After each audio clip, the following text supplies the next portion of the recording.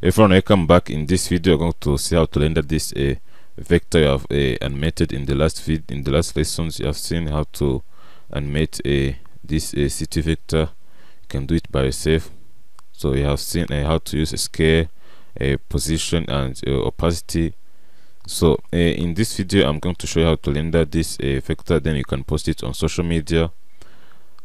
You have to go and download some other vector online on Freepik. There's many vector. You have to go and download it and practice by animating. So there's many way to render this vector. So you have to go on this composition.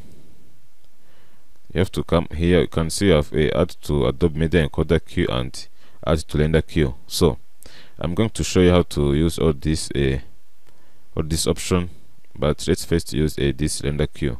Click on render queue.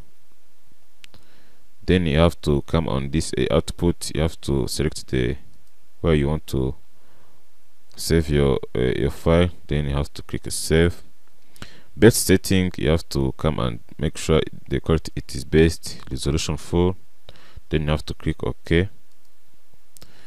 Lossless format must be in QuickTime.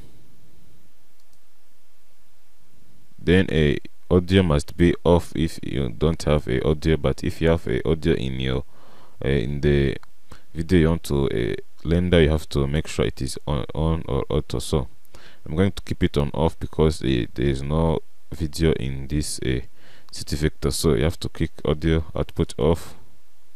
Then you have to click OK. Then you have to click on this render.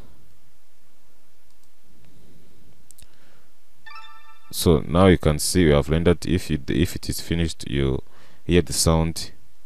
So in the next video, I'm going to show you how to render by using Adobe Media Encoder. So see you in the next lesson.